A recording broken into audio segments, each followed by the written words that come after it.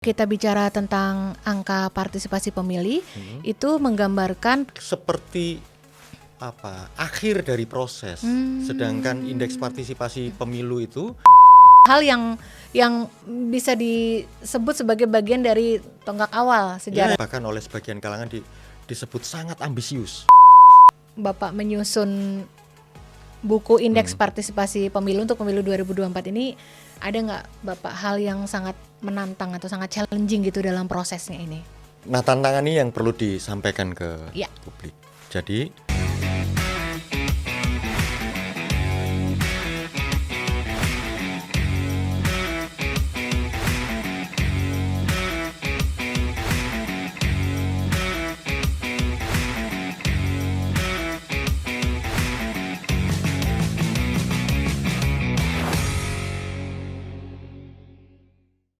Halo teman pemilih, terima kasih ya Anda kembali bergabung di kanal YouTube Komisi Pemilihan Umum Republik Indonesia. Hari ini suasananya sangat cerah, cuaca di area kantor gedung KPU juga luar biasa menyenangkan. Mudah-mudahan suasana happy dan menyenangkan ini juga dialami sama teman pemilih dimanapun berada. Hari ini adalah podcast KPU RI dan kali ini saya Reni yang akan menjadi host untuk episode kali ini bersama tamu spesial kita. Siapa tamu spesial kita? Tak lain dan tak bukan, adalah Bapak kita sendiri, Kadif kita Sosdikli Parmas, Bapak Agus Melas. Bapak apa kabar? baik, Mbak Reni. Sehat Bapak? Ya, puji Tuhan. Puji Tuhan, sehat. Puji Tuhan. Senang sekali lihat Betul. Bapak juga sehat. Pimpinan-pimpinan Sama-sama. kita Iya. semua juga dalam keadaan sehat ya Bapak ya. Teman pemilih nih mungkin yang agak lama nggak dengar kabar atau belum sering lihat kabar Bapak Agus Melas, anggota KPU Divisi Sosdikli Parmas. Nah, sekarang bisa ketemu dan menyapa lagi sama beliau. Boleh dong Pak, sebelum kita mulai ngobrol-ngobrol, dibagi dong kabarnya akhir-akhir ini, aktivitasnya apa saja Bapak? Ya, memang kelihatannya nggak banyak beredar ya, tapi sebenarnya tiap hari saya di kantor. Ya, ada di sini. Saya di kantor. Sekarang ini dengan momentum tahapan yang mulai ada jeda lah ya sedikit gitu ya. Betul. Itu sebenarnya bagian-bagian penting yang biasanya sebagai manusia ya merefleksikan perjalanan kita selama ini, mengevaluasi banyak hal, kemudian membaca lagi literatur-literatur yang mungkin sudah hampir terlupa gitu ya.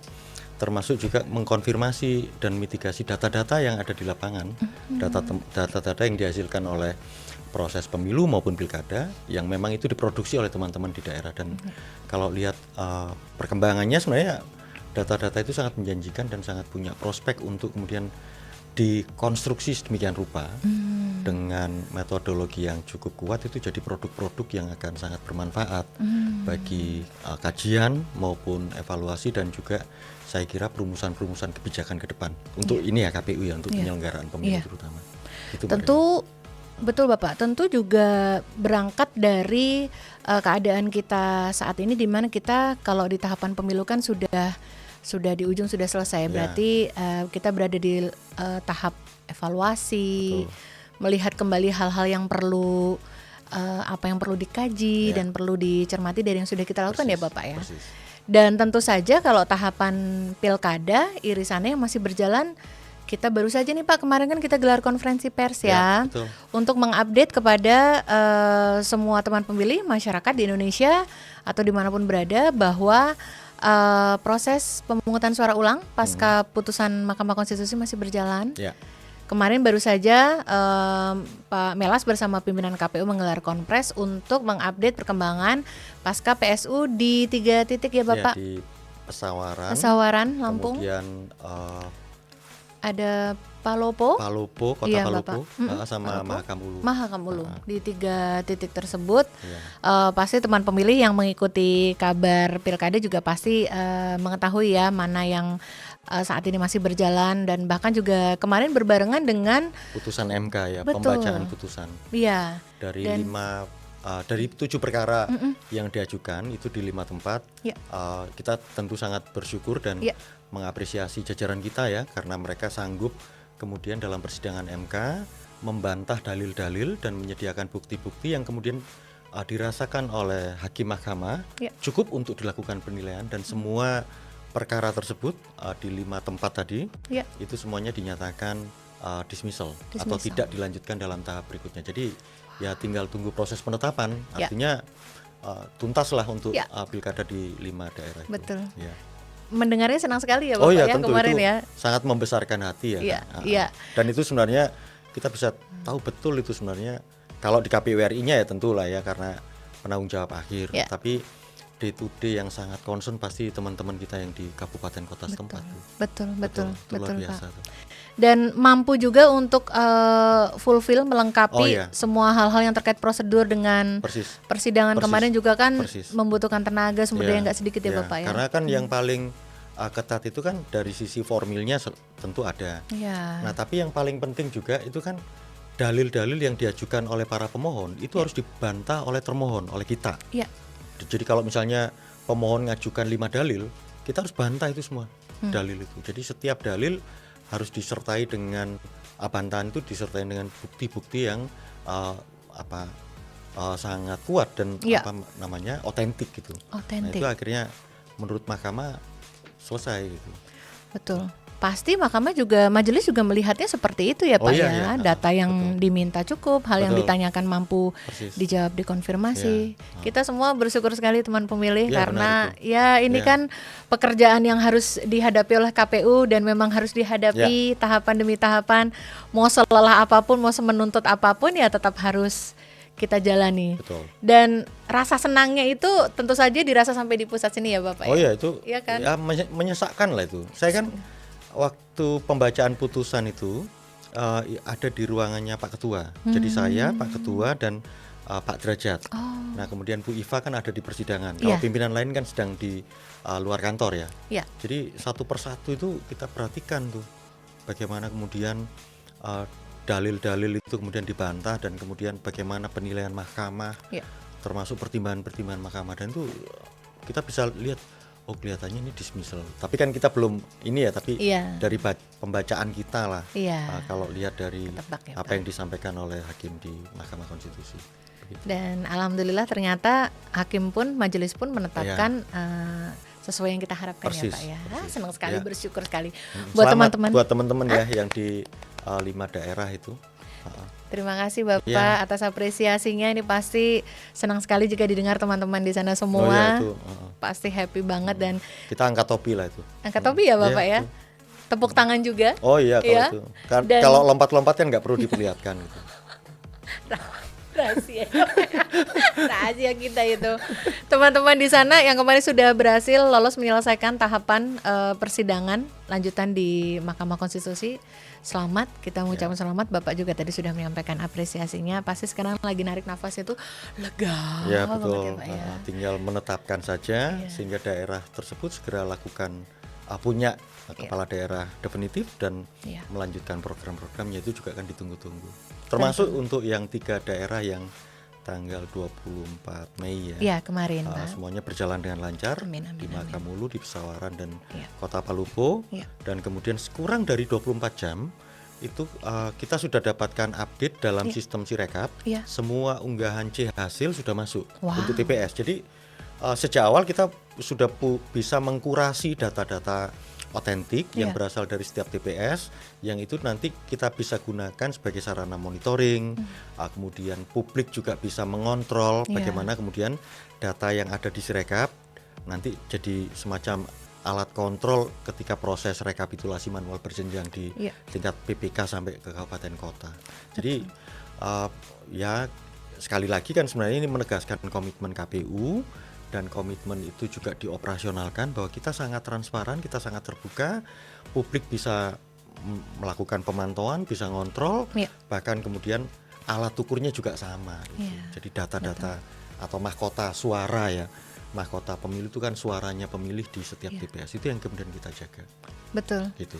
Dan belajar dari waktu ke waktu juga, hal ini memang sudah digadang oleh pimpinan KPU sebagai penyelenggara pemilu. Dari awal proses transparansi ini salah satunya ditunjukkan dengan mengupload C hasil itu C hasil. tadi, supaya Betul, masyarakat betul. semua pemangku kepentingan untuk Ya. kepemiluan bisa ikut mengawal Betul. bersama-sama ya Pak. Ya.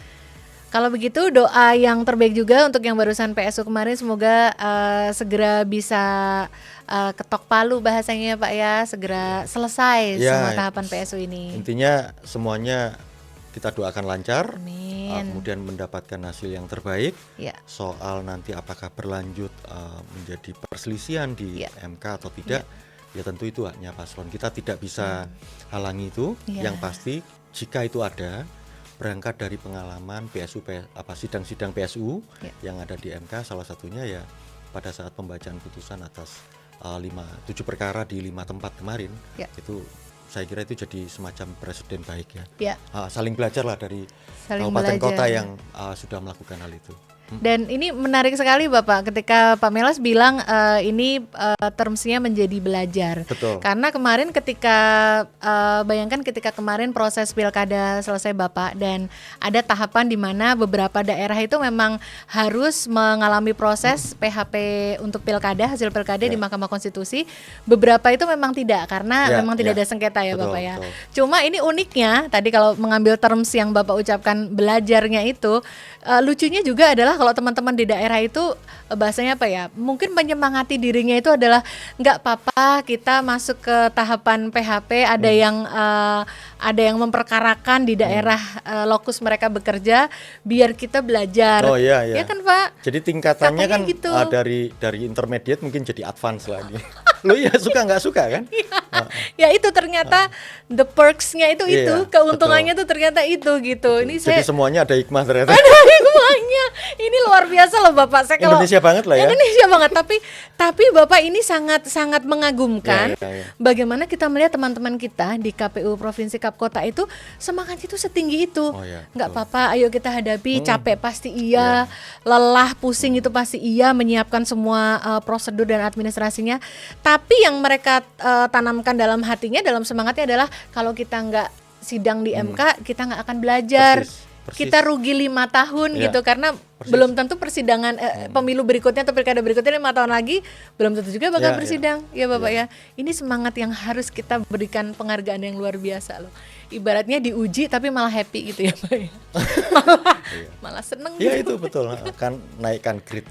Iya, oh gitu ya Pak ya, naik kelas biasanya. Iya, betul. Nah, teman pemilih, itu tadi seharusnya saya menanyakan kabar akhir-akhir ini, kabar terakhir dari Pak Melas, apa yang beliau lakukan, tapi ternyata sebanyak itu yang keluar adalah perenungan. Itu refleksi ya dan hasil kontemplasi lah. Sudah bagian dari perenungan ya Bapak. Oh iya, betul itu. Wow, luar biasa. Teman pemilih, ternyata tidak boleh saya katakan tidak mudah, tidak gampang yang dilakukan sehari-hari oleh anggota KPU, pimpinan KPU di tingkat pusat di Republik Indonesia, karena banyak hal yang harus dielaborasi dan harus diputuskan. Dan kita juga tentu bersyukur hari ini Pak Melas berkenan untuk duduk bersama kita di studio podcast KPU untuk, nah ini baru nih mau rumpi sama Bapak nih ngobrol, kita pengen dapet cerita dari Bapak nih, karena ternyata sepanjang proses kita melaksanakan pemilu kemarin dan kemudian kita sudah berada di tahap bisa dibilang akhir atau evaluasi ya Bapak untuk menyiapkan ke pemilu berikutnya, banyak kita menyampaikan di beberapa kanal informasi kita bahwa KPU memproduksi beberapa bahan informasi, salah satunya adalah buku-buku. Dan ini buku-buku yang diproduksi KPU ini juga banyak jenisnya nih. Kemarin kita sudah sempat ngobrolin tentang buku storytelling data pemilu. Oh ya, dengan Bu Betty. Dengan Ibu Betty. Nah, ternyata teman pemilih, KPU pun juga menyiapkan, memproduksi, kita sudah membuat buku. Kali ini kita bicara tentang indeks partisipasi pemilu. Wow, Bapak izin boleh nggak ditunjukkan nih? Ada barangnya loh, nih covernya. Nah, seperti ini dan judulnya adalah Indeks Partisipasi Pemilu pada Pemilihan Umum tahun 2024. Nanti teman-teman bisa juga mengakses, ini bisa diakses. Betul. Di web ini KPU. Nanti kita tampilkan di gambar sebelah Bapak. Ya, ada di situ, nanti bisa di-scan barcode-nya di situ. Nah, ini adalah bukunya. Nah, ini adalah buku Indeks Partisipasi Pemilu. Teman pemilih, ini adalah hal baru yang kita temui baru di pemilu 2024 ini. Sebelum kita masuk ke dalam bukunya, sama nggak sih Bapak? Indeks Partisipasi Pemilu dengan yang biasa kita dengar di setiap pemilu itu ada angka partisipasi pemilih. Iya. Nah itu gini. Kalau di pengalaman pelaksanaan pemilu di Indonesia ya, sepanjang yang saya ikuti sampai kemudian jadi bagian dari penyelenggara pemilu, keluarga besar penyelenggara pemilu, Ya. biasanya partisipasi pemilu itu diredusir sangat simpel menjadi tingkat partisipasi pemilih atau turnout pada hari H yang Ya. katakanlah 75%, 80%, 81% gitu ya. Ya. Di situ. Nah, tentu itu satu hal yang juga penting karena bagaimanapun juga ini yang membedakan Indonesia dengan negara-negara lain. Pemilu itu jadi ajang event nasional yang kemudian partisipasi pemilih untuk hari H itu penting. Ya. Tetapi jika hanya mendasarkan diri pada outputnya itu turnout saja, itu proses pemilu itu kan sebenarnya ada tahapan yang kemudian sangat kompleks dan dilaksanakan sekian waktu. Jadi kalau hanya melihat sekedar partisipasi hari H, itu hanya mencuplik salah satu saja dari proses yang kemudian sangat panjang dan kemudian dikerjakan dengan sangat serius oleh penyelenggara pemilu, termasuk juga kementerian lembaga terkait, stakeholder itu ya, termasuk juga pemilih. Nah, ini yang jadi dasar mengapa kemudian kita coba exercise bagaimana kita bisa di 2024 itu melihat secara utuh partisipasi pemilu di pelaksanaan pemilu 2024 bukan hanya ansih dari sisi turnout. Turnout tetap harus dijaga dan kita bisa deliver itu. Makanya untuk partisipasi pemilih hari H di pemilu nasional lalu, baik untuk Pilpres maupun Pileg, baik untuk DPR, DPD, DPRD provinsi dan kabupaten kota, angkanya kan 81 sampai 82%. Itu tidak berbeda dengan tahun 2019. Pemilu sebelumnya. Bahkan bedanya sekarang di 2024 kita juga merekognisi bahwa di daftar pemilih itu DPT itu ada daftar pemilih khusus. Nah dulu di tahun 2019 dia tidak dilibatkan dalam penghitungan untuk mengukur jumlah partisipasi. Nah sekarang kita libatkan, makanya angkanya itu 81% selisih ya 0,1% lah dibandingkan pemilu 2019 lalu. Tapi kalau misalnya kita ikuti persis cara penghitungannya, formula penghitungannya seperti 2019 lalu tidak beda. Di situ. Nah, bedanya kan sekarang kita lebih menerima satu fakta bahwa di setiap TPS itu dalam daftar pemilih selain DPT ada juga yang daftar pemilih khusus gitu. Nah itu tertera dan berapa jumlahnya itu yang kemudian proses pemutakhiran daftar pemilih kita sangat baik, maka semuanya terekam dengan otentik gitu. Nah itu yang dilibatkan. Artinya ketika kita bicara tentang angka partisipasi pemilih, itu menggambarkan partisipasi pemilih di hari H. Betul, pemungutan suara. Itu seperti akhir dari proses. Sedangkan indeks partisipasi pemilu itu kemudian kita desain sedemikian rupa itu untuk bisa memotret partisipasi partisipasi pemilu gitu ya, partisipasi masyarakat di setiap tahapan pemilu, mulai dari pendaftaran partai politik, kemudian pemutakhiran daftar pemilih, pencalonan, kampanye, sampai pemungutan dan penghitungan suara. Jadi kalau tidak salah ada 11 tahapan ya, bahkan lebih mungkin 15 tahapan yang kemudian kita tetapkan sebagai alat ukur. Nah nanti turnout itu jadi salah satu bagian yang kemudian kita ukur. Nah itu yang kemudian kita libatkan tentu kami dalam konteks kebijakan pimpinan KPU RI dan kami melibatkan pihak-pihak di luar, terutama orang-orang yang memang ya cerdik cendekia yang selama ini punya pengalaman, punya kompetensi dalam menyusun riset-riset yang relevan gitu ya. Nah termasuk juga kalangan dunia perguruan tinggi. Jadi nanti itu indeks partisipasi pemilu itu disusun dalam bentuk konsep, kemudian dimensi, kemudian diturunkan lagi dalam bentuk variabel. Variabel itu diturunkan lagi dalam bentuk indikator yang itu kemudian numerik. Nah bisa menghasilkan indexing gitu. Nah indexing itu nanti nggak cukup karena kalau kuantitatif gitu saja itu sangat terbatas untuk dianalisa. Dilanjutkan lagi dengan proses-proses yang sifatnya kualitatif. Ada FGD mengkonfirmasi ke satuan kerja kita, datanya begini di tahapan ini begini gitu. Jadi ada proses-proses itu yang kemudian disusun dalam kok ya tentu buku Ya. yang memenuhi kaidah-kaidah ilmiah. Ya. Ya misalnya ada latar belakangnya, metodologi, kemudian data-data yang muncul, kemudian analisa. Nah itu ya sebenarnya ini semacam laporan hasil riset lah, hasil indexing itu, Ya. dan kemudian dipublikasikan. Nah kalau demikian, ini nanti jadi rujukan buat para pihak di luar untuk men-challenge, untuk ya challenge apakah metodologinya semacam itu. Jadi membuka ruang-ruang diskusi. Dan pada saat peluncuran, saya ingat betul itu ada salah satu narasumber yang jadi pembahas, Prof. Lily Romli, yang dari BRIN sekarang ya. Karena saya ikuti juga waktu itu LIPI namanya, masih Lembaga Ilmu Pengetahuan Indonesia, menyusun semacam indeks standarisasi tentang partai politik. Nah, beliau sampaikan lepas dari segala catatan yang ada, tapi dibandingkan misalnya waktu itu produk yang harusnya dikeluarkan oleh LIPI, sampai sekarang laporan hasilnya belum ada. Padahal saya ikuti mungkin sekitar 2010 itu sampai sekarang. Sekarang 2025 ya, anggaplah gitu ya. Nah, kita sendiri kan ini baru dicanangkan 2022. Ya. Iya. Di situ. Dan Sebelum ini satu produk masuk. baru ya, karena belum pernah dilakukan oleh lembaga penyelenggara pemilu, khususnya lembaga kita. Iya, KPU. iya. Belum pernah. Gitu Ini sih, Mbak. pertama kali sih Pak Iya, dilakukan baru ya. pertama. Baik, dan teman pemilih sebenarnya kalau berkesempatan untuk mengikuti jalannya pemberitaan di kanal-kanal informasi KPU itu sebenarnya akan ada tuh serpihan-serpihan aktivitas dalam mengawal indeks partisipasi betul. pemilu ini, Betul. Bapak, ada jejak-jejaknya Iya, gitu. iya. Siapa saja orang-orang yang dilibatkan, kemudian hal-hal apa yang menjadi progresnya.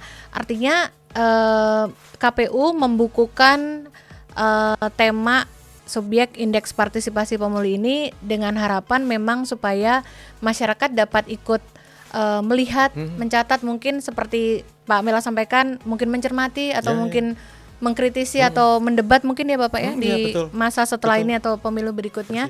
Namun langkah pertama ini adalah hal yang bisa disebut sebagai bagian dari tonggak awal sejarah. Ya, tantangan tersendiri ya Tantangan tersendiri ya buat Pak. kita, karena belum pernah ada produk sebelumnya. Ya. Dan kemudian ini bisa dibilang bahkan oleh sebagian kalangan disebut sangat ambisius. Sangat ambisius karena itu, Pak. ya bahwa saya setuju nanti setiap produk itu tentu harus diperbaiki, ditingkatkan kualitasnya ke depan. Tapi kita tidak akan pernah beranjak pada nilai yang sama, cara ukur yang sama kalau tidak dilakukan. Nah, jadi gitu. Jadi apakah ada kekurangannya? Pasti. Itu namanya juga produk manusia, produk ilmu pengetahuan. Yang namanya expertise atau pengetahuan atau keilmuan itu batasannya langit. Expert atau ahli itu ada batasnya. Nah, itu kan usia, bahan bacaan gitu-gitu. Jadi ya normal. Tapi kalau tidak dibukukan, tidak disusun dalam bentuk laporan, kita nggak punya cara ukur yang sama. Dan ambisiusnya adalah bagaimana mungkin lembaga ini melalui divisi yang saya ampu sangat berani untuk memotret bentuk-bentuk partisipasi dan mengukur partisipasi oleh setiap pemilih itu di setiap tahapan. Iya, setiap tahapan loh. Dan itu kemudian diindeksingkan, bisa diukur gitu. Kuantitatifnya muncul, kualitatifnya muncul. Dan kemudian apa yang bisa dimaknai dari sana? Itu yang menurut saya tantangan tersendiri. Dan saya kira di periode ini ya bisa dikatakan KPU periode ini kan KPU yang men-challenge banyak hal. Misalnya baru periode ini di tahun 2024 kantor KPU itu disetting sedemikian rupa jadi ajang untuk melaksanakan debat perdana calon presiden wakil presiden. Belum pernah itu. Ya, memang pertama kali itu luar biasa dalam sejarah. Nah, kemudian di divisi kita juga menghasilkan produk semacam ini. Di divisi yang lain ya, seperti kemudian Bu Betty itu menghasilkan satu peta data pemilu yang selama ini kalau saya sebagai peneliti pemilu itu mengidam-idamkan. Gitu Pak. Oh iya, itu sangat diidam-idamkan. Jadi yang paling baik itu sebenarnya gini, apa yang dihasilkan oleh satu lembaga berupa data, informasi, dokumentasi itu kemudian bisa dikurasi sedemikian rupa dan dikonservasi oleh lembaga itu sehingga publik bisa mengakses, mendapatkan data-data mentah yang kemudian diolah dan kemudian bisa dilakukan penilaian. Itu yang paling luar biasa dan itu yang sangat diimpikan dan baru di periode ini direalisasi. Iya. Dan teman pemilih boleh mencatat bahwa ini bukan proses yang tiba dan selesai dalam waktu beberapa hari betul. Beberapa minggu ya Pak betul. ya. Ternyata butuh waktu beberapa tahun untuk menyelesaikan ini sampai akhirnya hasilnya dapat dicetak, dapat diwujudkan dalam bentuk buku yang bisa diakses. Dan disajikan kepada publik untuk diakses oleh siapapun. Betul. Sebenarnya buku ini sudah kita launching di akhir tahun 2024 kemarin ya Bapak. Iya. Di memang, awal kalau nggak salah. Apa kan awal tahun ya Pak ya? Awal tahun 2025. Awal tahun 2025. Betul. Awal tahun 2025 karena itu sudah menyelesaikan semua proses untuk perincian yang dapat ditampilkan oleh buku ini dan tidak ada yang bisa diungkapkan kecuali bangga ketika akhirnya terwujud juga semua proses yang dijalani yang dari awal sepertinya kok panjang banget, ini ujungnya akan sampai di mana, kapan ya selesainya gitu, setelah pemilu selesai kapan bisa direalisasikan dalam bentuk fisik yang bisa dilihat gitu. Ya inisiasi awal itu pasti biasanya makan lebih banyak waktu. Gitu. Tapi ya, begitu selesai, nah itu yang paling baik kan. Produk itu sedapat mungkin bisa kalau sudah berhasil direplikasi, diduplikasi dan secara metodologi bisa diterapkan di banyak tempat. Oleh karena itu makanya sekarang ditindaklanjuti, tentu setelah kita juga mengevaluasi di indeks partisipasi pemilunya, ini kan potret pemilu 2024-nya ya. Untuk pilkada sekarang sedang berjalan dan saya kira kalau dari sisi targetan waktu pasti tidak akan makan lebih banyak waktu. Oh gitu Pak. Karena teman-teman di daerah sebagai penyedia data juga belajar dari pengalaman penyusunan indeks partisipasi pemilu 2024 dan kemudian indeks partisipasi pilkada 2024 itu jadi semacam kalau kita ujian itu ada remedial gitu. Kalau kemarin dia udah pernah gitu ya Pak kemarin di IPP yang 2024 mungkin nilainya skornya masih dianggap turun, kurang optimal. Mereka juga berhadapan dengan tahapan-tahapan lain ya. Jadi mungkin agak ini terbengkalai sedikit. Tapi di 2024 tahun yang pilkada saya kira itu jadi mekanisme yang sangat baik untuk mereka belajar banyak hal, kemudian melakukan akselerasi dan kemudian mengkonservasi data-data yang memang dibutuhkan. Itu penting sekali. Iya. Menyimpan, mengkonservasi data-data pemilu itu kan karena itu data yang kita produksi sendiri, yang kita miliki, nggak ada instansi lain yang punya ya Pak ya. Oh iya betul itu. Ya kan? Dan apa yang kita keluarkan itu otoritatif tuh. Itu jadi rujukan tuh. Betul. Dan ini penting juga untuk kita highlight teman pemilih. Pak Melas tadi menyampaikan keterlibatan dari teman-teman di KPU Provinsi dan Kap Kota. Persis. Benar, karena memang terwujudnya indeks partisipasi pemilu ini memang melibatkan sebegitu banyak unsur di dalam KPU ya Bapak ya.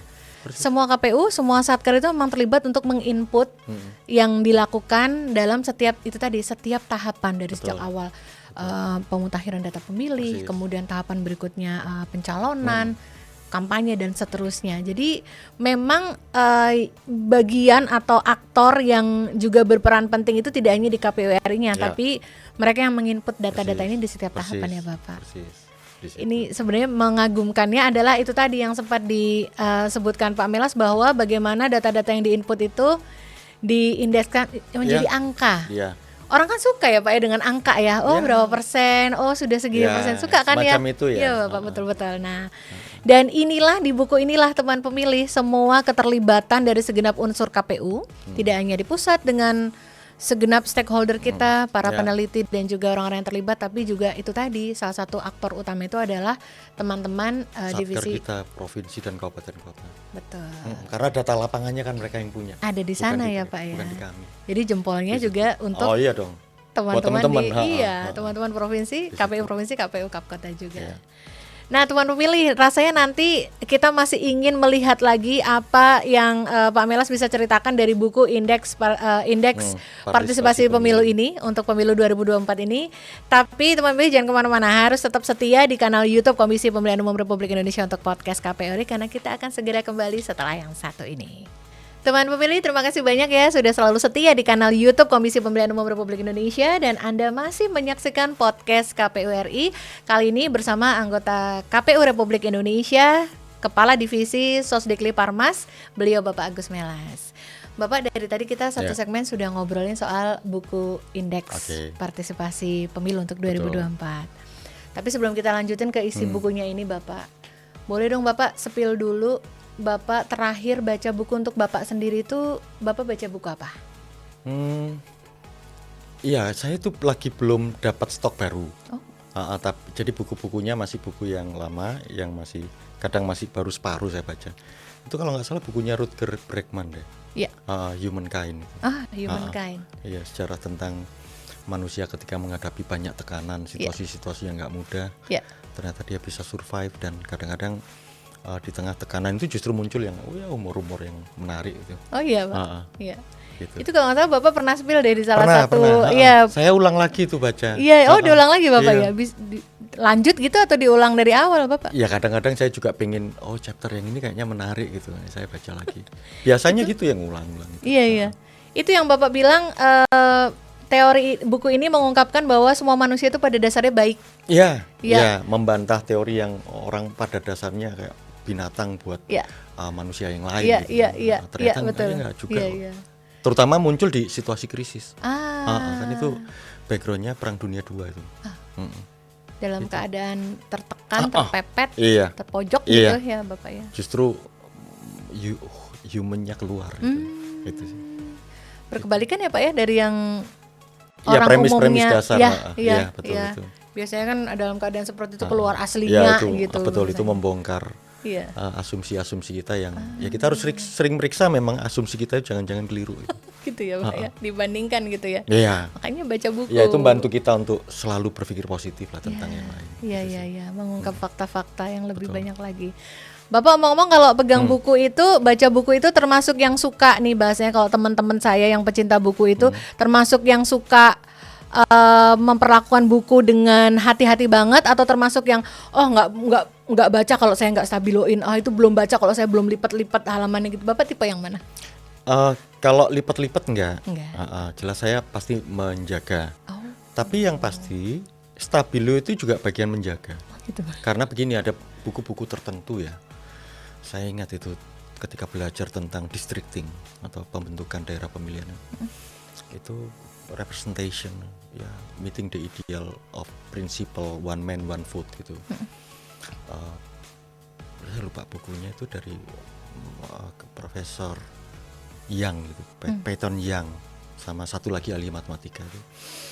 Nah, karena tentang sejarah Amerika dan sejarah pembagian alokasi kursi dan metode hitung matematika itu karena dalam bentuk bahasa Inggris ya, saya harus stabilo, dan kemudian saya baca ulang dan itu baru saya mengerti. Ya memang begitu gitu. Tapi ada buku-buku yang ya karena bacaannya mungkin lebih dengan bahasa yang nggak terlalu kompleks gitu ya. Ya saya cukup mengingat, terus kemudian saya kasih pembatas buku. Tapi prinsipnya ya buku itu ya karena saya selama ini juga baru sadar kan, hidup saya dari itu juga gitu. Gitu ya Pak. Pengetahuan yang saya dapatkan dari buku itu yang kemudian menghidupi saya lah sebenarnya. Makanya saya harus melakukan dia dengan sangat baik gitu. Karena ternyata Bapak, teman-teman yang salah satunya itu pernah jadi tamu kita juga di podcast ini, klub buku. Jadi kasta tertinggi seseorang pembaca buku itu adalah ketika mereka mampu memperlakukan buku itu sebaik-baiknya. Betul. Tidak hanya tidak dicoret, tidak hanya tidak dilipat, tidak hanya disampuli, bahkan ada cara khusus Bapak untuk meletakkan atau menjaga buku. Betul. Jadi ternyata jaga buku itu pakainya bukan semata-mata sampul Bapak, tapi plastik zipper. Itu Bapak, itu disimpannya di situ. Jadi teman pilih plastik kayak plastik kantong. Benar. Itu muat bukunya, tapi ada kayak ziplocknya di atas itu Pak, keret gitu Bapak. Betul. Itu cara terbaik. Untuk sealed ya. Seal ya Pak ya, di seal gitu. Itu teman pilih ternyata. Itu Pak cara kasta tertinggi itu gitu. Jadi kayak mungkin selama ini kalau kita manusia biasa yang dibesarkan hidup bersama buku itu ya boleh di stabilo, agak buat nandain atau ditanda tanganin atau gimana itu. itu ternyata jauh dari perilaku itu, betul. katanya Bapak. Ya. Tapi itu kan beberapa orang. Ya setiap orang kan tertentu. punya metode untuk Iya, ini. iya betul.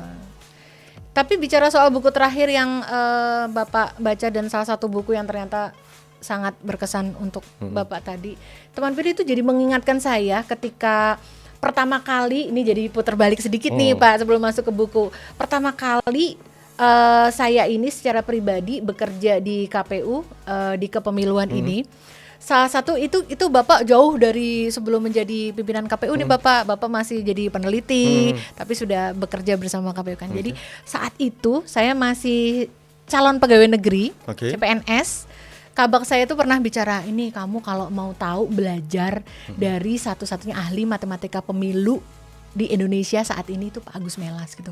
Jadi dengar nama Bapak waktu itu. Itu siapa yang fitnah? Bukan yang melakukan fitnah itu? Ada itu kabak saya.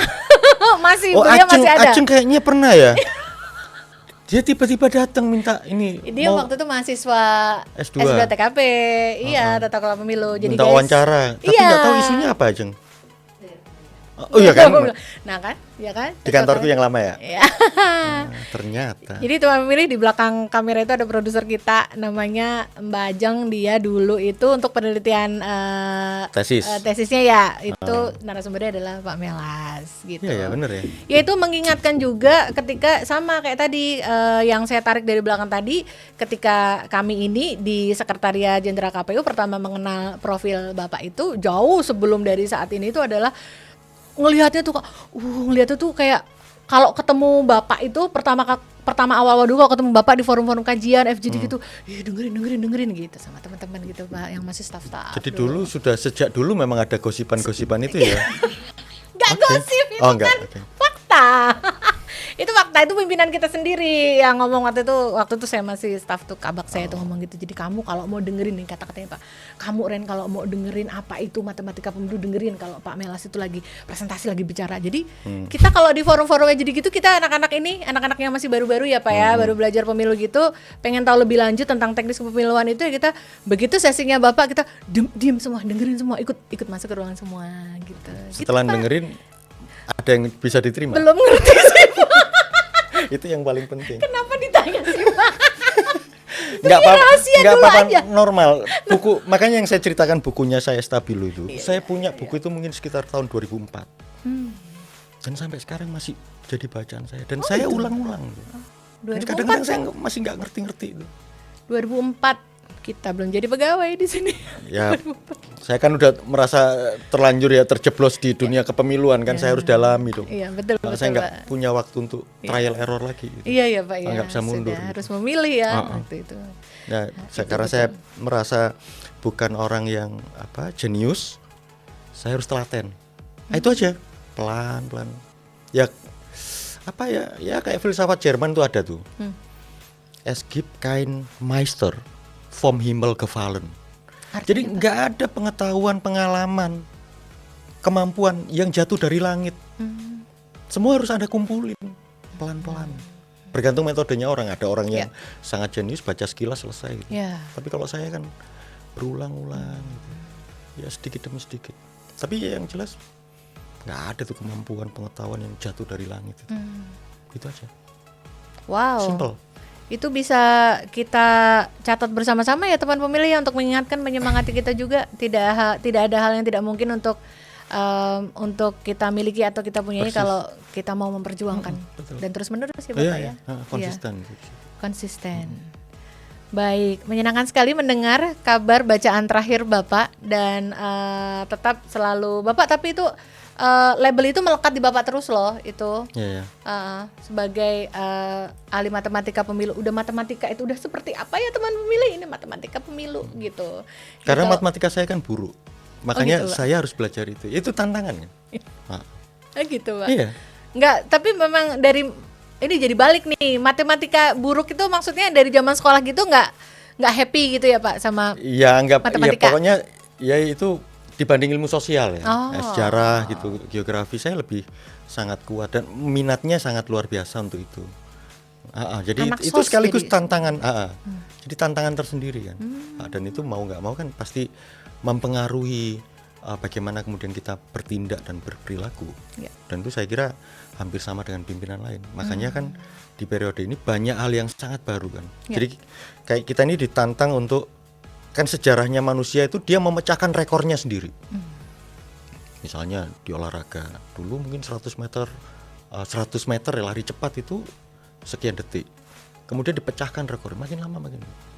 Termasuk kita membangun peradaban itu, membangun bangunan gitu ya. Ya. Dulu untuk gedung dengan skala ukuran seperti ini ya butuh waktunya dengan teknologi yang sangat ada pada saat itu, mungkin sekian lama. Tapi dengan perkembangan manusia yang teknologinya maju, makin lama makin cepat. Jadi kalau kita lihat sejarah peradaban manusia itu ya sejarah bagaimana manusia bisa menaklukkan rekor-rekor yang sudah ada sebelumnya. Lihat aja apapun itu.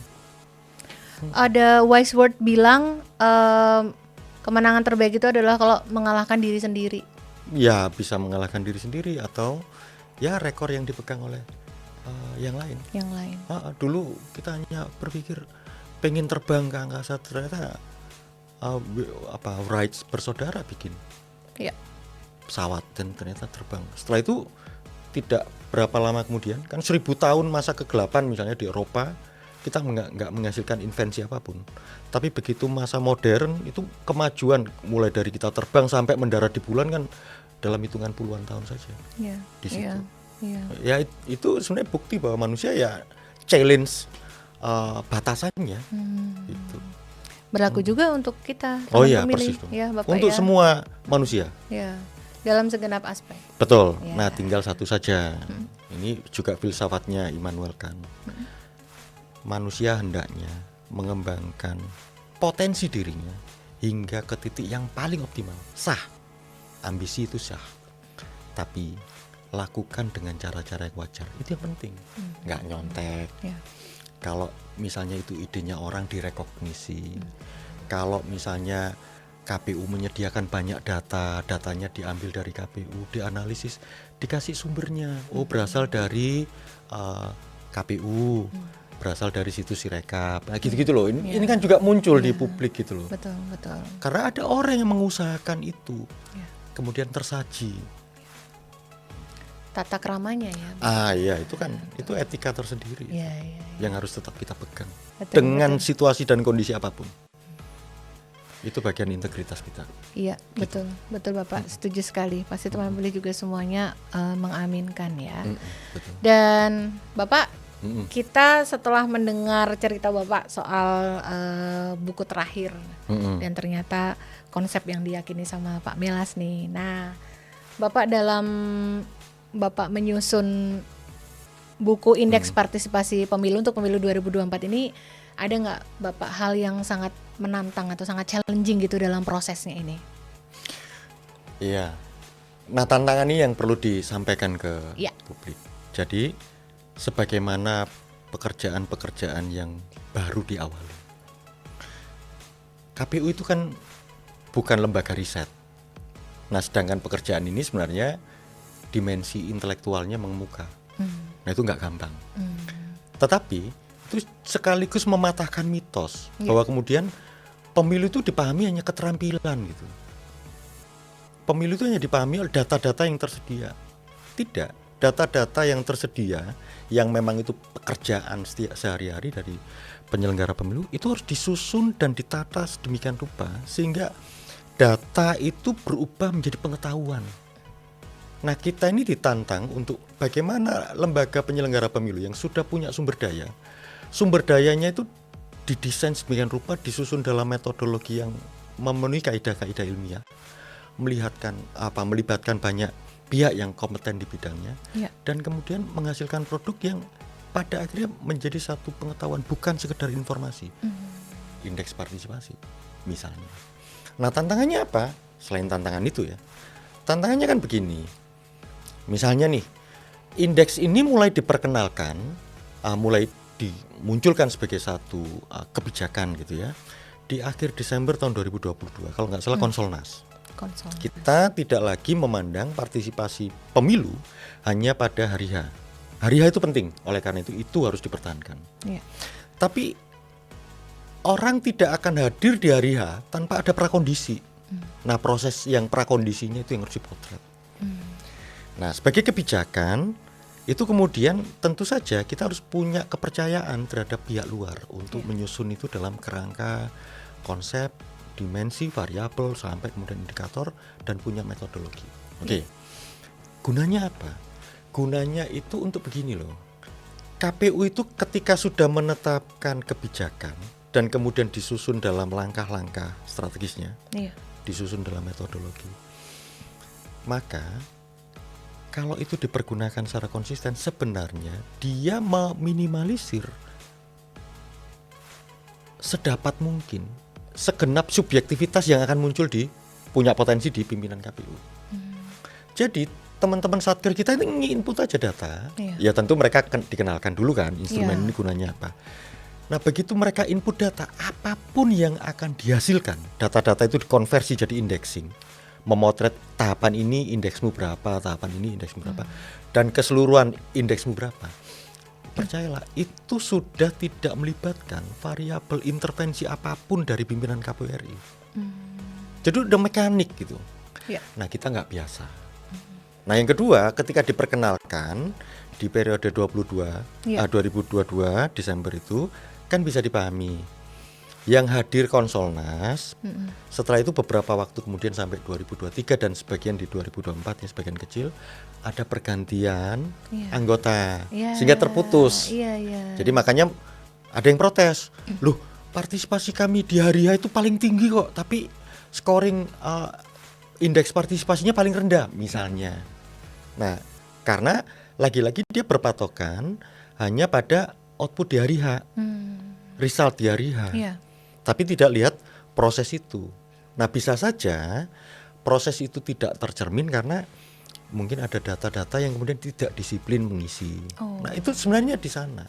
Tapi sekali lagi yang kita mau tegaskan, bisa saja kita punya kebijakan-kebijakan tertentu, misalnya memberikan penghargaan atau apresiasi kan ada variabel subjektivitas nggak bisa dihilangkan kan? Pasti ada. Oh, ini kayaknya menarik nih secara kualitatif. Tapi dengan indexing ini yang namanya subjektivitas itu udah hilang. Gitu. Nah, makanya nanti ini tantangan kan?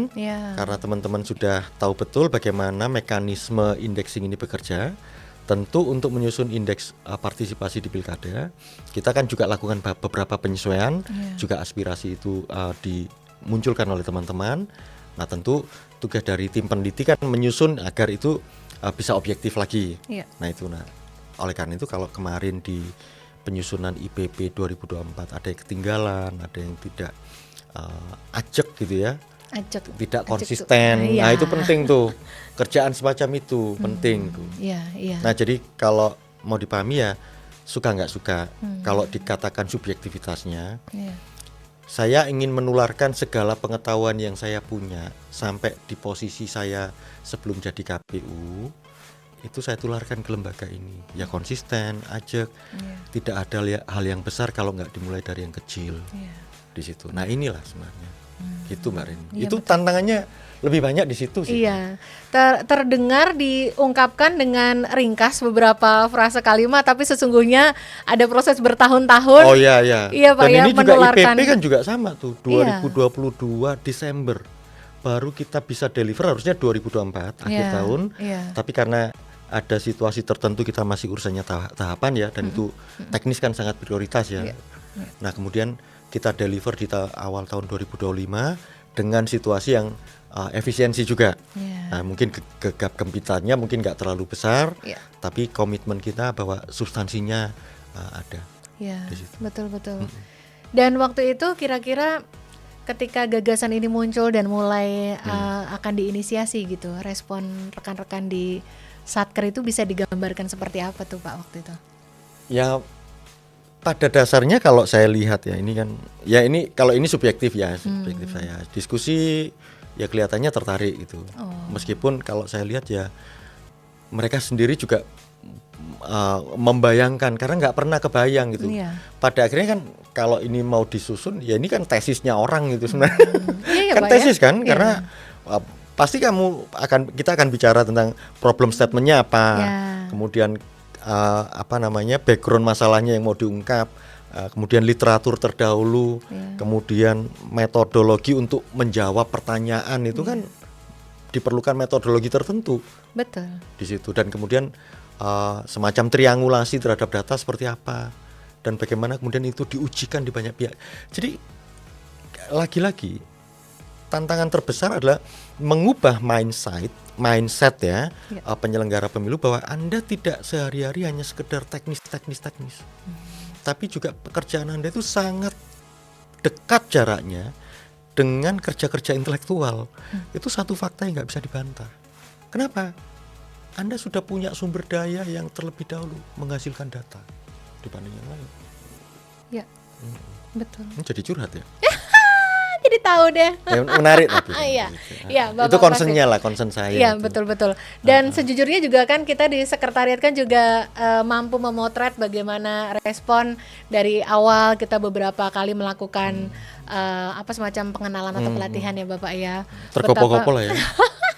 Dan ya waktu itu hal yang nggak bisa kita pungkiri terpotret ya Bapak ya. Dan terlebih memang kenyataannya memang teman-teman di KPU Provinsi Kap Kota di saat tersebut memang hektik hektik. Betul. Simultan menjalankan proses tahapan pemilunya.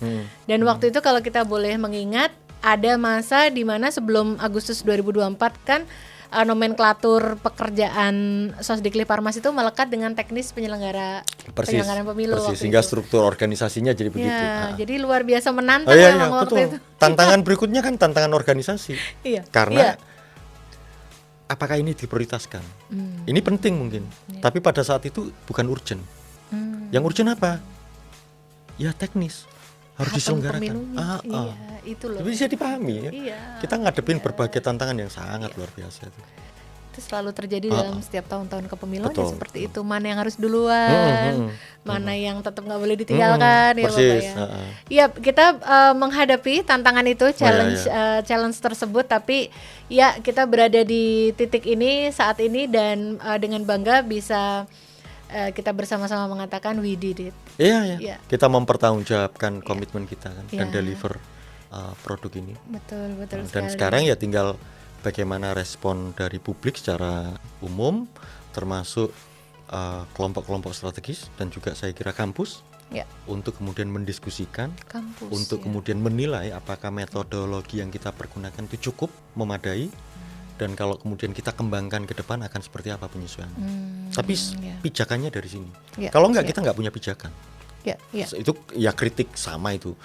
Waktu Bawaslu nyusun indeks kerawanan pemilu pilkada sama. Kritiknya enggak karu-karuan. Tapi setelah itu ya lembaga yang baik kan konsisten ya. Setiap tahun di kualitasnya diperbaiki dan akhirnya ditiru juga oleh lembaga-lembaga lain bikin indeks juga. Iya. Nah itu baru bisa kesentuh di KPU ya 2024 ini. Iya, betul. Saudara kembar kita yang satu kan juga sudah mulai menghasilkan indeks apa ya? Yang satu kerawanan pemilu, yang satu kan etik. Ini kepatuhan etik. Tapi juga. saya sih sampai sekarang belum pernah melihat laporan hasilnya dalam bentuk buku ya. Oh iya. Kalau IKP yang indeks kerawanan pemilu dan pilkada di Bawaslu ada. Nah di KPU ada. Nah kalau yang launching waktu itu kelihatannya saya belum lihat dalam bentuk laporan ini utuh ya.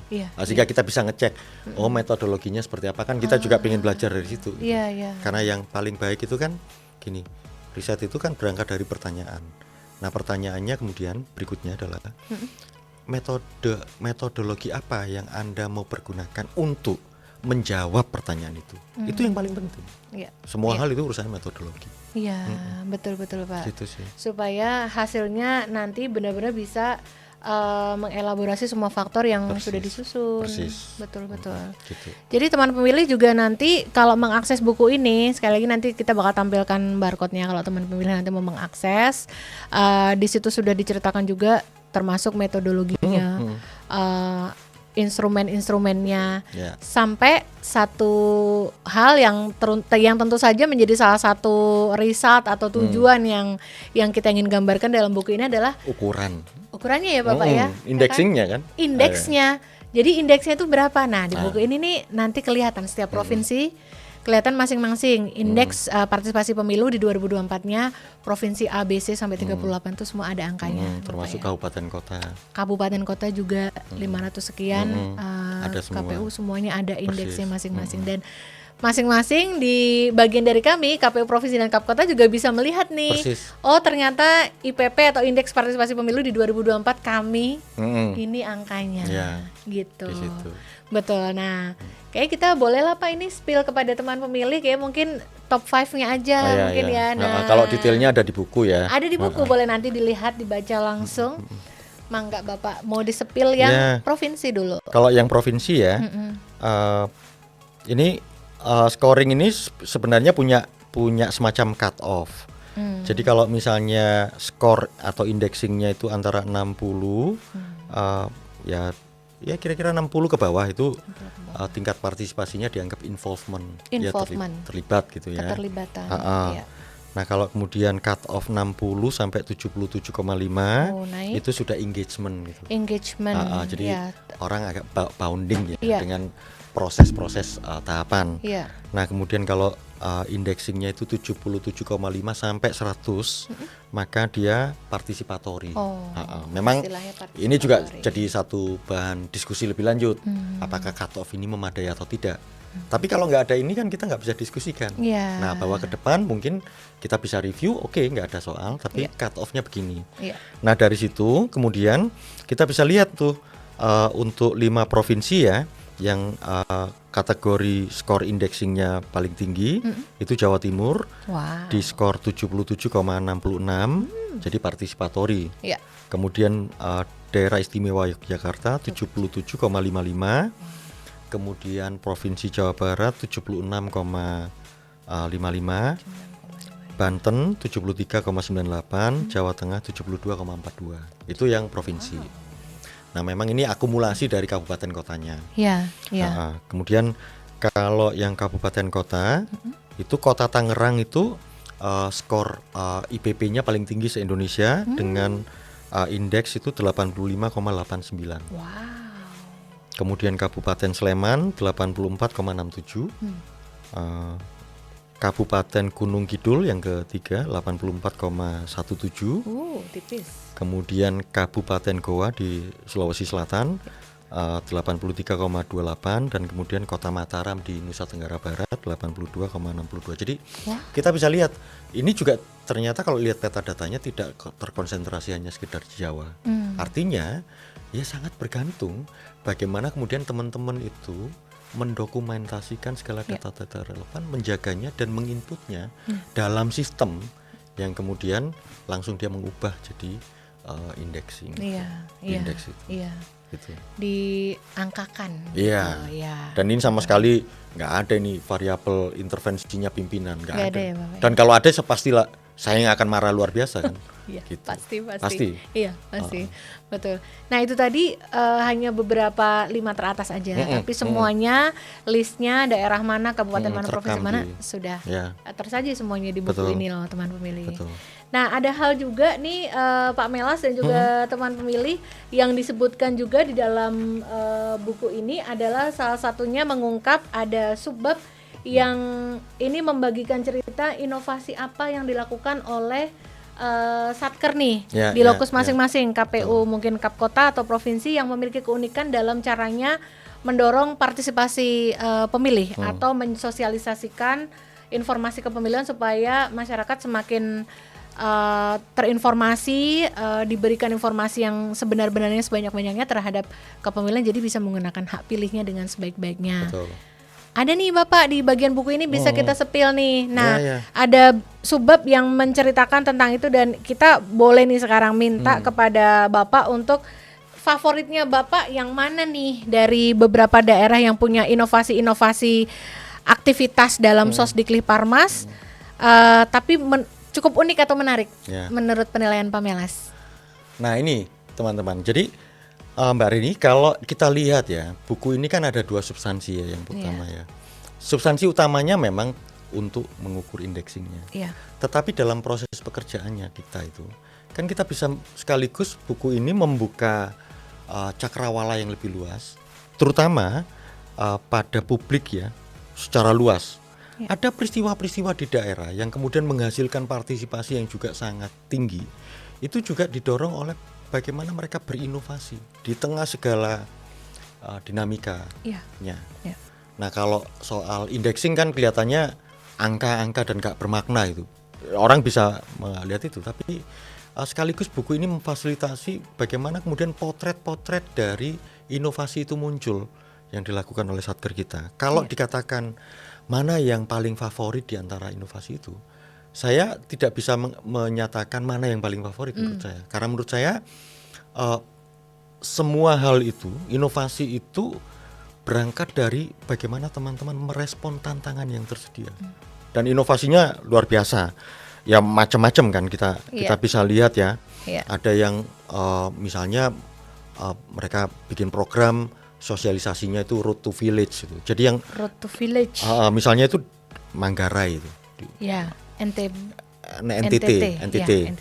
Nah, itu mereka memanfaatkan budaya-budaya lokal sebagai sarana dan pintu masuk untuk kemudian melakukan sosialisasi dan penyebarluasan informasi tentang pemilu 2024. Dan itu yang dikejar adalah ya sebagaimana judulnya Road to Village ya, jadi desa kampung-kampung gitu. Dan itu juga nggak mudah. Ada yang misalnya ya ini fakta di satu daerah mungkin ya, perimbangan komunitas keagamaan juga berimbang dan kemudian religiusitas dari satu wilayah itu sangat kuat ya. Maka mereka bikin program-program sosialisasi selepas Jumat dan kemudian selepas ibadah Minggu. Jadi semuanya dapat. Jadi bagaimana teman-teman itu kemudian dengan sangat bijak itu berusaha untuk mengembangkan inovasi dan kemudian memperlakukan para pihak secara proporsional. Itu menurut saya bukan hanya sekedar inovasinya, tapi bagaimana kebijakan mereka menjadi sesuatu yang bajik. Nah, itu maksud saya inilah yang kemudian kita bisa rekam. Dan menurut saya contoh-contoh inovasi ini yang perlu dibukukan, dimasukkan jadi satu chapter tersendiri. Dan pada akhirnya mengangkat sesuatu yang sangat lokal menjadi isu yang sangat nasional. Dan itu ya satu saat mungkin bisa menginspirasi pihak-pihak luar lain ya. Betul. Ada yang kemudian teman-teman di Satker yang kemudian menyasar khusus yang forum-forum dasawisma. Kan kita udah lupa tuh. Kalau saya dulu ya di kampung ibu saya itu ya arisan dasawisma tuh. Kalau waktu kecil kan saya ikut itu. Nah, Bapak ikut kan arisannya? Ya waktu kecil kan ngikut aja gitu, biar dapat kue gitu kan. Nah kalau sekarang kan sudah, masih ada ya. Ternyata masih ada. Gitu loh. Nah yang gitu-gitu menarik ya. Jadi kalau tadi yang soal proporsi umat keagamaan kan, kalau tadi Dore kan kita bisa paham tuh. Oh mereka ini terlihat mereka betul-betul menguasai wilayahnya. Nah, itu yang paling penting tuh. Itu yang nggak mudah loh itu. Betul. Dapat Itu sangat menggambarkan sekali sih Bapak keadaan kita menguasai wilayahnya, karena yang tahu karakteristik masyarakat di tempat masing-masing ya teman-teman di lokus masing-masing ya Bapak ya. Dan tidak bisa diberlakukan sama keunikan-keunikan ini. Dan kita atasannya nggak bisa intervensi itu. Malah salah itu. Gitu loh. Nah, yang gitu-gitu kan harus diangkat tuh. Jadi isu nasional. Betul. Bagian-bagian kecil yang dilakukan di setiap unit lokus kabupaten kota sampai ke desa-desanya yang dilakukan sama semua penyelenggara pemilu itu, kalau dikemas dan diceritakan kembali, ini akan ya seperti inilah pemilu di Indonesia. Dan kalau kita lihat secara umum ya, sebenarnya kita bisa membuktikan premis-premis dasar kita terkait dengan visi misinya KPU, terutama di divisi kita ya, itu menjadikan KPU sebagai pusat pengetahuan dan berbagi pengalaman tentang kepemiluan, pengetahuan, informasi, data kita kelola sebagian rupa jadi pengetahuan nih sekarang. Indexing dihasilkan oleh divisi lain juga produk-produk yang pengetahuan ya. Kemudian pengalaman yang dipertukarkan, pengalaman di bawah itu kita potret jadi potret ke atas. Itu betul. Jadi kita bisa cek nanti apakah satu konsep itu konsisten atau dia ada retakan itu di situ. Ya kerja itu kan dari mulai alam pikir sampai prakteknya kan katanya teori menguji praktek, praktek membuktikan teori kan. Ya. Nah, ini yang kita coba lakukan Betul, di situ betul. sih. Itu sangat menarik juga, betapa uniknya bagaimana teman-teman kita penyelenggara pemilu Bapak di setiap daerah sampai unit terkecil itu. Tadi kalau yang Bapak ceritakan adalah di unit adat, ya unit adat atau keagamaan. Ya. Pernah juga nih ada cerita nih Bapak dan teman pemilih, proses sosialisasi itu dilakukan di acara pernikahan seseorang Bapak. Iya. Tapi itu lazim, memang nggak Iya, apa-apa di betul. daerah Iya, itu nggak nggak apa-apa. betul. Jadi ketika di acara pernikahan itu biasanya kan ada sambutan tetua, Iya. penasehat seseorang yang dituakan. Nah ada lagi sambutannya itu adalah Penyelenggara dari pemilu. Serius? Pada netok ya. ada Bapak. Iya. Dan saya diceritain itu sampai antara geli, takjub. Oke. Tapi itu terjadi dan itu biasa di sana. Jadi Menarik, mic-nya menarik. dikasih mangga kepada Bapak PPK waktu Ya, itu ya ya, Pak ya. ya, ad hoc-nya gitu. Jadi ad hoc ini PPK ataupun PPS ini ya dia bahasanya apa Bapak? Presentasi. Semacam sambutan, tapi isinya tentang mengencourage ayo gunakan hak pilih. Betul. Nanti pergi ke TPS 14 Februari 2024 ya gitu Pak. betul. Itu luar biasa. Iya. Luar biasa cerita. Bahkan ada seperti yang itu ya, ini Bapak. kan, ya ini kan bergantung pembawaan orangnya kan. Kita bisa lihat itu berangkat dari situasi-situasi yang kira-kira gini. Apa lu mau gua ada? Misalnya kan gitu ya, simple ya. Palu Itu gada. juga iya palu gada gitu. Nah, itu kan dituangkan juga dalam program. Sebenarnya kalau kita maknai lebih dalam, kira-kira apa lu nanya gue bisa gitu. Iya, Makanya kan ada programnya gini. Salah satu kabupaten kota itu. Sapa, siap apa saja pertanyaan Anda. Wow. Kan sebenarnya apa lu mau gue bisa gitu, gue ada gitu. Palu gada kan bener kan? Gitu. Iya, iya. Tapi oke, itu forum-forum semacam itu butuh gitu. Iya, betul Bapak. Ya yang lain-lain sih. Ya Itu izin Pak, itu tadi di Kabupaten Batubara. Sumatera Utara ya Bapak ya. Di situ. Siap apa saja pertanyaan Anda. Top Iya banget kan? ini. Sebenarnya makna paling dalam apa? Apa lu mau gue bisa? Gue jawab deh. Yang penting kamu datang ke Iya, TPS iya, gunakan itu, hak pilih. itu Iya, yang paling luar penting di biasa. situ. Iya Bapak. Dan bagaimana kita mengenali semua teman-teman kita penyelenggara pemilu ini juga menggunakan kreativitas yang luar biasa, melibatkan beragam stakeholder di setiap daerahnya, baik itu kolaborasi pendanaan, kolaborasi penyelenggaraannya kan Bapak. Itu kerja yang luar biasa dari perencanaan sampai dan itu kan sebenarnya bagian dari visi kita yang kedua, menjadikan KPU sebagai pusat kolaborasi dan kerjasama multi pihak. Ya, Kita ini punya stimulan. ya, Momentumnya kita jadi pihak yang otoritatif untuk menyelenggarakan. ya. Kita punya stimulan ya sekian rupiah lah untuk sosialisasi, dan kemudian justru di sana kemudian gayung bersambut kelompok-kelompok masyarakat, kesenian terlibat, dan kadang-kadang itu kontribusinya dari mereka. Betul. Dan itu kan potret itu terlihat ketika kita di nasional ya, lakukan program kirap pemilu hampir di 300 lebih satuan kerja. Iya. Kita hanya bisa kontribusikan satu satker mungkin 50 juta kalau Iya, tidak tapi banyak. kalau lihat eventnya itu lebih dari 200 juta. Luar Artinya biasa kan itu Bapak. kontribusi dari banyak pihak. Iya. Itu ya tidak bisa diabaikan. Ya. Menyemarakkan Ya, gitu, dan kita udah jalankan fungsi itu. betul. Kita memfasilitasi tumbuh kembangnya iklim yang sangat kondusif untuk para pihak bekerja sama membantu kita. Iya, Di betul. situ. Ini juga tidak lepas Bapak dari kemampuan seluruh penyelenggara pemilu di setiap Satkers Indonesia mengelaborasikan Persis. hal tersebut menjadi hal yang luar biasa ya Bapak ya. Jadi konsep itu akhirnya bisa membumi gitu. Iya, dan tereksekusi ya Iya, Pak ya. makanya kan Luar biasa. ya saya sampaikan tadi kan, bahkan beberapa peneliti itu ketika saya sampaikan itu mereka menyatakan ambisius sekali itu. Tapi ya kalau konsep ya memang begitu. Nah, tinggal kita cek di perjalanannya. Ya. Nanti kita evaluasi mana yang retak, mana yang kurang. Dan sampai sekarang sebenarnya konsisten. Makanya outputnya apa? Ya di pemilu 2024 semuanya dilaksanakan tepat waktu.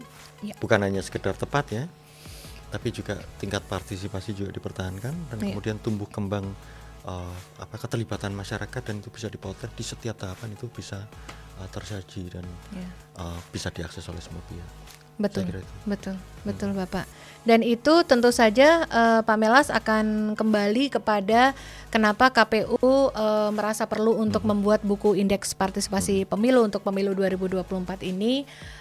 Tentu juga berangkat dari situ, dan tujuannya juga untuk hal tersebut ya Bapak, untuk semua pemangku kepentingan.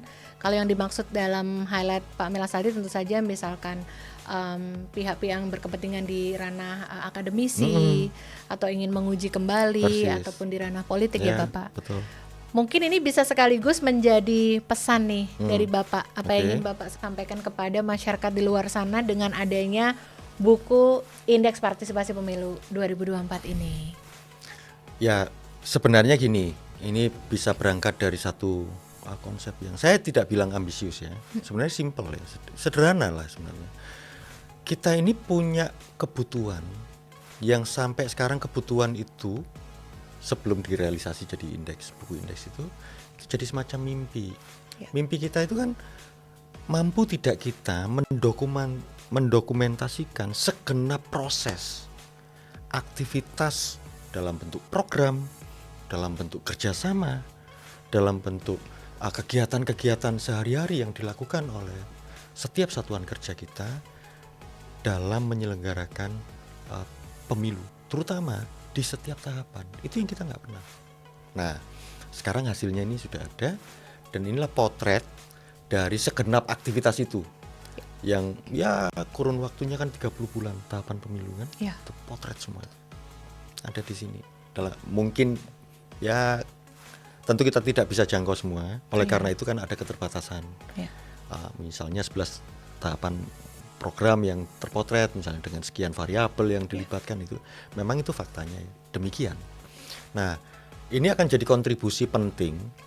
Kalau KPU-nya kan jelas dia sebagai lembaga kan dia tetap akan ada. Nah, tapi apa-apa dalam satu periode pemilu yang kemudian dihasilkan sebagai sumbangsi kelembagaan itu terhadap dunia eksternalnya, misalnya kementerian lembaga lain. Wah, ada loh Kementerian Dalam Negeri misalnya nanya, wah KPU-nya udah susun ya, hampir sama kan, karena mereka juga punya tanggung jawab. Indeks Demokrasi Indonesia kan salah satunya kayak Kemendagri.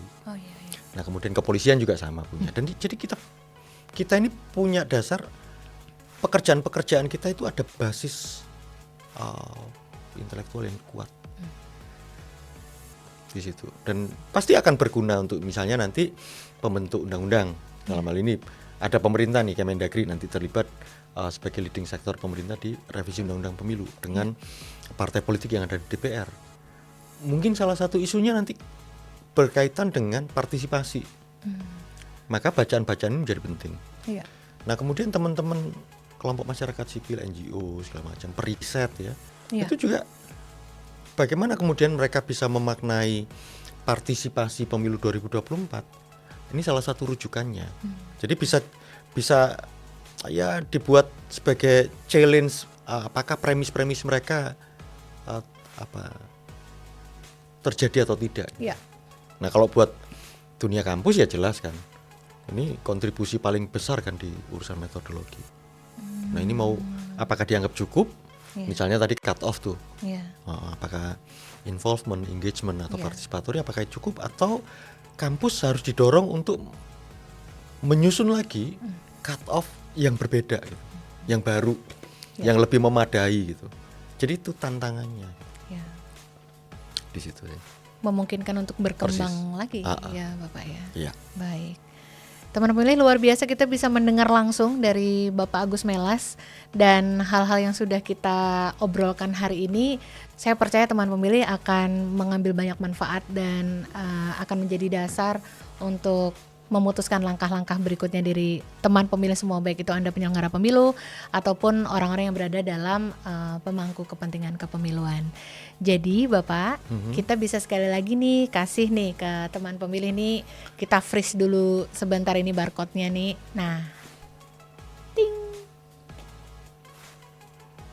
Nah, itu tadi teman pemilih sudah kita kasih barcode-nya. Silakan nanti kalau mau mengakses atau kalau ada kesempatan untuk mau lihat langsung barangnya, karena ada beberapa orang itu ya memang tidak digital aja Bapak, gitu emang into the paper aja gitu ya, maunya pegang kertas gitu ya. Dan tentu saja di sini juga ada perpustakaan pemilu, satu-satunya yang dimiliki ya hanya KPU yang punya, karena semua buku data kepemiluan adanya di sini. Ya betul.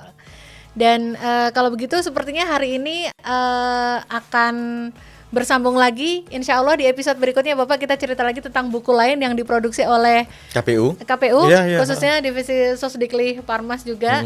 Dan hari ini sangat menyenangkan, Bapak terima kasih telah membagikan ceritanya tentang buku Indeks Partisipasi Pemilu. Ya di belakang layarnya lah ya. Betul. Mengapa mengapa kita perlu membuat buku ini? Betul. Baik. Terima kasih banyak waktunya Bapak. Sama-sama Mbak Reni. Mudah-mudahan nanti ada waktu lagi untuk mampir dan ngobrol-ngobrol lagi di sini. Ketemu teman pemilih semua. Sehat selalu untuk Bapak. Sama-sama. Dan teman pemilih terima kasih banyak sudah meluangkan waktu. Kita mungkin ada gini 1 jam ngobrol. Mudah-mudahan banyak hal yang bisa dibawa dan diceritakan kembali di waktu-waktu ke depan. Teman pemilih juga jangan lupa untuk selalu menyaksikan episode-episode berikutnya dari podcast KPU RI hanya dari kanal YouTube Komisi Pemilihan Umum Republik Indonesia.